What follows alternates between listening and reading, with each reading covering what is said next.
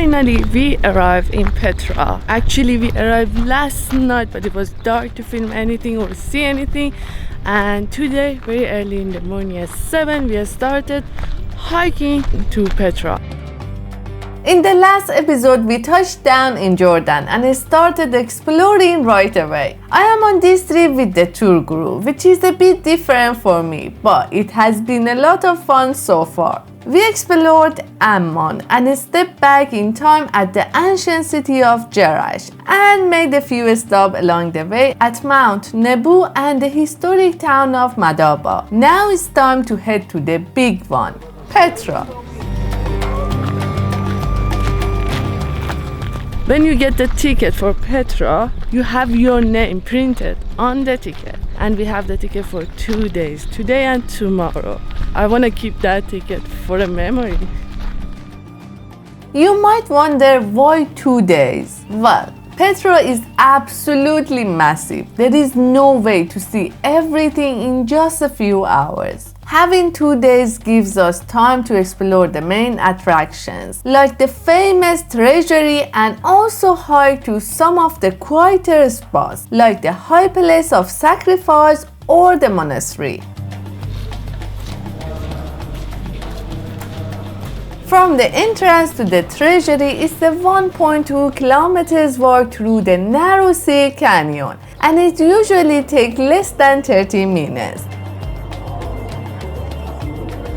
The Treasury is the iconic spot you've probably seen on social media, but its local name is Al-Khazana, and it is actually a royal tomb.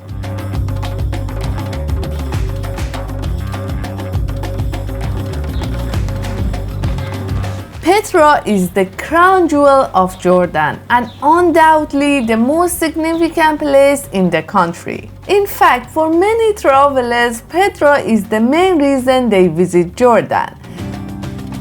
Known as the Lost City, Petra is a UNESCO World Heritage Site and one of the new 7 wonders of the world. This ancient city was carved into the rose-red cliffs by the Nabateans more than 2,000 years ago and served as a crucial trading hub connecting Arabia, Egypt, and the Mediterranean.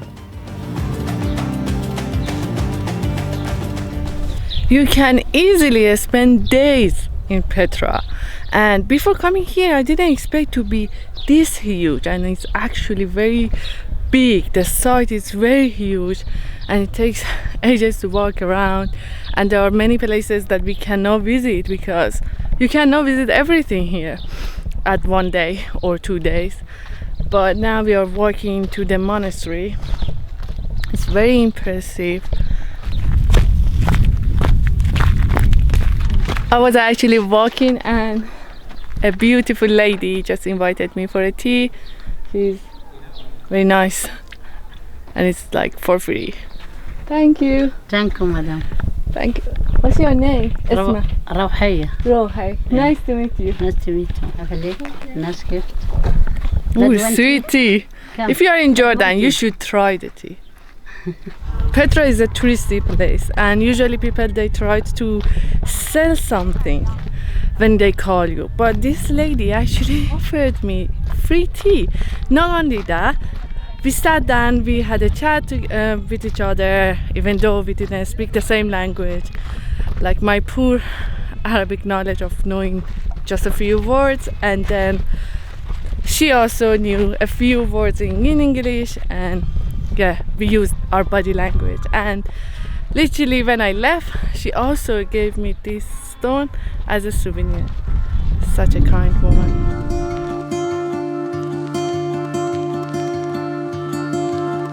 The walk up to the monastery isn't a difficult hike, but it can be really challenging, especially with the heat. There are a lot of steps and the path is uneven in places, so you will definitely feel it in your legs.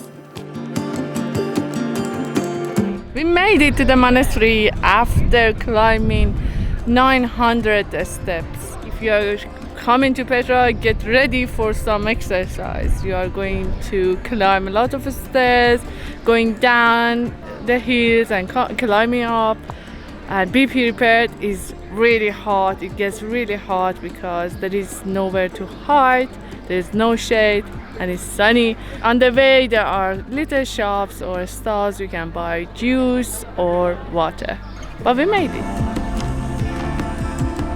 The monastery is one of the legendary monuments of Petra. It's similar in design to the Treasury, but much larger in scale. Because of the hike, the monastery is less visited compared to the Treasury. And if you want a better view of the monastery, you should climb more stairs to the viewpoint.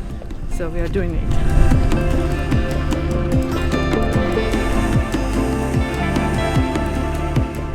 And here is the view. We climb all the way here for this.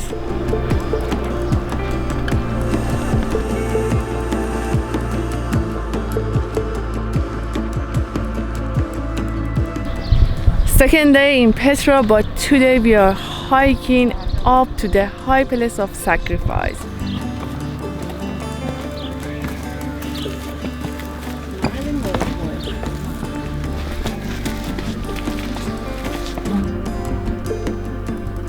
Yesterday we went there, exactly there.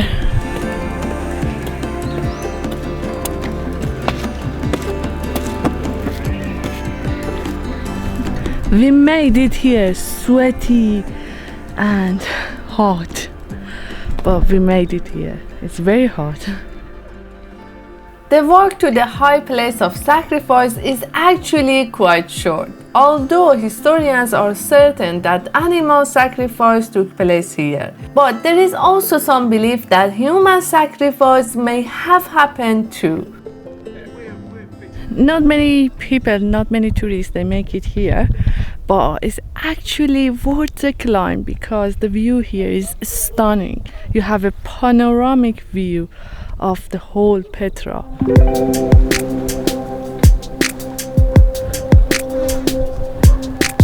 If you don't stop at the high place of sacrifice and if you continue only for 2 minutes, you will be rewarded with the amazing view. And there is literally a small traditional coffee shop here. You can have a cold drink. Everyone in our group that decided to sit at the edge, but there is no shade. I think I'm going to be sick, but I got my drink, Coca-Cola. Usually drink when it's hot and I hike. So cheers, guys.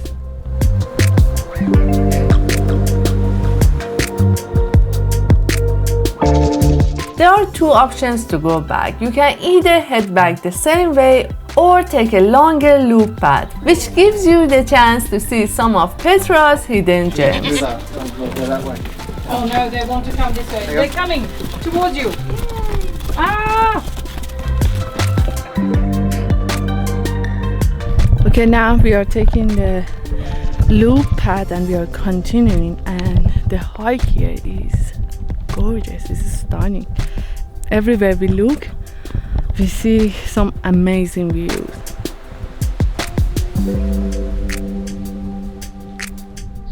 Just look at the path. We just climbed down. It's gorgeous.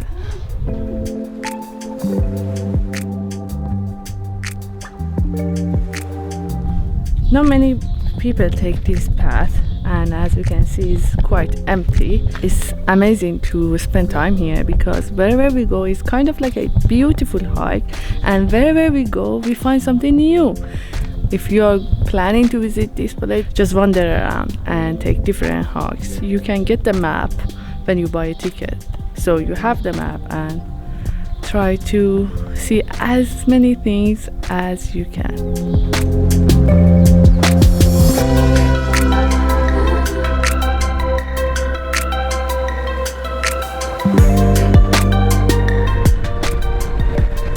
We're going to sleep here.